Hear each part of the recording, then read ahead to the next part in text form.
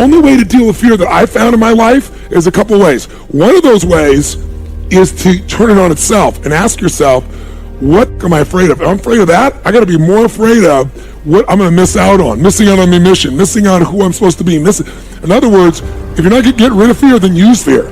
Use fear or it uses you. It's that simple. So you got to say, okay, what's the price if I just stay doing this? What's the price? What I need to really get scared if I learn all this and I don't follow through. That's something to be scared about. And then that fear will get you over your fear. It'll push you through. Turn fear on itself. Second way you can do it is use what you've probably heard me say, because I've used it since I was 17, is my little rocking chair test, right? I'm gonna sit myself in my rocking chair. I'm 85 years old. I'm looking back on my life, and I say, I didn't do this, or I did. So when it comes to these two fears, these primary fears, they're not going to go away.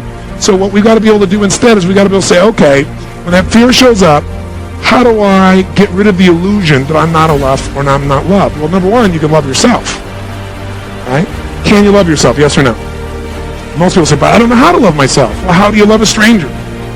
If you met somebody and you wanted to know, I love you, and you wanted to experience that you love them, what would you do?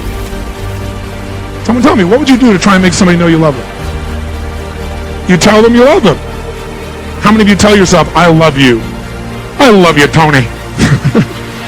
We live in a culture where, what's the matter with you? That's egotistical, that's crazy. No, in the Bible it says, love thy neighbor like thy... Interesting. That implies that you love yourself first. And we all know intellectually, whatever you believe religiously doesn't matter, whether you believe in the Bible or anything else, we all know that if you don't love yourself, you got nothing to give anybody else. You can't give somebody what you don't have. So you tell them, how else would you let somebody know you love them? What else would you do? Take them sailing. Okay, that would probably work for you too then, wouldn't it? You'd spend time with them, wouldn't you? Most of us spend the least amount of time with ourselves than anybody today, in terms of real quality time. What else would you do? Do things to themselves. Kiss yourself. Right? And so in our culture, it's weird, but you know what's interesting? We do all these things for other people. Do something for them. Offer things, create things. We don't do that for ourselves. You don't love yourself because you don't believe you love yourself because you don't do the things that you do for other people that you love. You do the same things that you do for other people, or even similar things, you feel similar feelings. It's not that difficult to reassure yourself, but as long as you have to count on everybody else responding a certain way, you got to live in fear. And that's the piece that we want to avoid as far as things are concerned.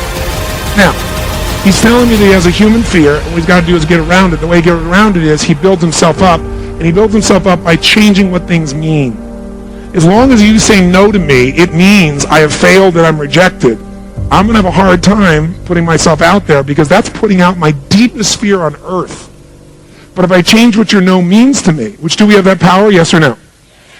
Then if it means to me you just said no, it's not the right time for you, or I didn't present this effectively enough today, whatever I make up something else, then with a different meaning, it feels totally different. I mean, look, you and I'm sure you do, and I'm transparent, so I'll talk about this. I know I'm at the, closer to the end of my career than the beginning of it. I don't think so. No? No, because part of delivering this message, when you're in alignment with your purpose, I believe that gives you more time on the universe. Let's look at me. I'm 72, but I don't look it. I don't have a 72-year-old energy, and there's a difference between that physiological age and that spiritual age. And I think when you're in alignment and doing what you're supposed to do, that pleasures God. It keeps you young. You have the energy of a 20-year-old. That allows you to be. But I mean, there's going to be a time when you and I are not live in these bodies on a stage. Without any question. Okay. And I'm not looking forward to that. Turn your wounds into wisdom. You will be wounded many times in your life. You'll make mistakes. Some people will call them failures. But I have learned that failure is really God's way of saying, excuse me, you're moving in the wrong direction. It's just an experience. I called unhappy customers, not happy customers. You know why happy customers do business with you. It's an easy call.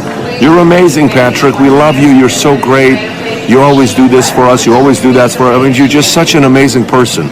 I'm not learning there. I don't need more people to just keep telling me how amazing I am. I need people to tell me these are the 3 areas that we could improve in, right? So I called customers that weren't happy. I called clients that weren't happy. I called agents that weren't happy. I called employees that weren't happy. And I said, tell me what happened.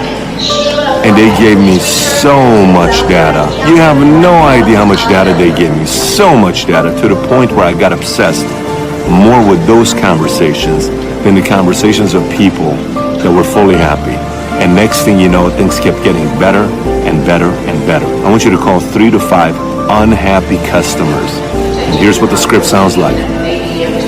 Hey John, this is Patrick giving you a call. Patrick who? Patrick David, you and I did business together about 1.5 years ago, and he decided to go a different direction. Oh, hey, what's going on? Listen, I'm busy. What can I help you with? Look, John, this is, I'm not calling to sell you. I'm not calling to get you back into the business. I'm not calling to resell you, upsell you, anything like that. I just have one reason why I'm calling you. I am really obsessed with getting better, and you were one of my favorite customers that I lost. And so I just wanted to call you for you to tell me, what was it that happened for you to make a decision to go to a different direction? What was it? And there's 2 things you're looking for. One, you're asking, was it me? Was it something I did? Or the second thing you're asking is, was it a part of the product? The part of the product is for you to know what adjustments to make and recommendations to make the next time. The part with you is permanent. This is an area where you can figure out a way to improve yourself, your game, and they'll advance you to the next level. And I did it again, and I did it again, and I did it again until the point where I understood it. And then I went into becoming an entrepreneur. And I did it, and I did it, and did it. I'm still learning, and I'm still learning about real estate. And the reason, in 1966, I got into oil when I went to work for the Standard Oil Company. So today, I'm still focusing. I invest in oil and oil and oil, and I don't diversify. You know, it doesn't mean I don't lose. Sometimes I lose, sometimes I make mistakes and all this. But I just don't buy good as with all the bad. If you're going to be successful as an investor, you know, diversification is good for the average investor. If that's what you want to be, have a good life. But what I'd rather do is be able to know the good ones from the bad ones, the good investments from the bad investments, the good advisors from the bad advisors, and what's good for me and what's not good for you. Because what I do is not necessarily what's going to work for you, and vice versa here. So that's why I really think instead of diversification or diversifying, the new rules of money say follow one.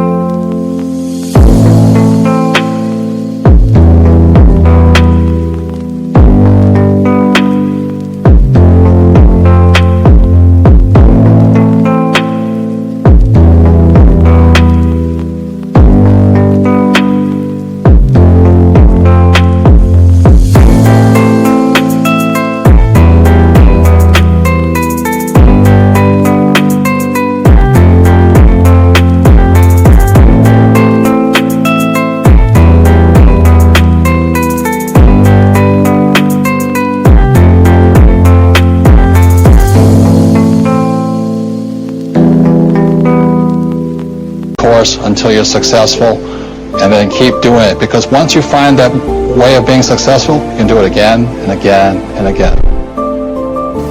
And tomorrow, if you and me wake up tomorrow morning, is it not a fantastic thing? 1 million people did not wake up. You woke up. Is it not a great thing? Just look at the ceiling and smile. You are still awake. You're still there. And for many, many millions of people, somebody who's dear to them did not wake up. So just check those 5, 6 people around you. They all woke up. Wow, it's a fantastic day. You woke up, and everybody who matters to you around you woke up. Is it not fantastic day? Yes. You don't think so? Yes. Yes. You don't seem to think so. Yes. Because the problem is just this. You are living with an idea that you're immortal. When I say you're immortal, you're not actually thinking you're immortal, but you're not conscious of your mortality. If you're not conscious of your mortality, somewhere you think you're immortal, isn't it? How many moments in a day are you conscious that you're mortal? If you were conscious, would you have time to crib? Would you have time to fight with somebody? Would you have time to do some rubbish with your life? If you knew, if you are conscious that you are mortal, you would do nothing other than what is absolutely needed for you and everybody around you. This one thing if you do, if you just remind yourself, You don't think this is a negative thing. Death is not a negative thing. It's the only thing which has added value to your life. If you're here forever, you would be unbearable. Yes, yes. Isn't it? Aren't we glad everybody dies one day? Thinking small is what gets great things done. Verse 63. Achieve greatness in little things.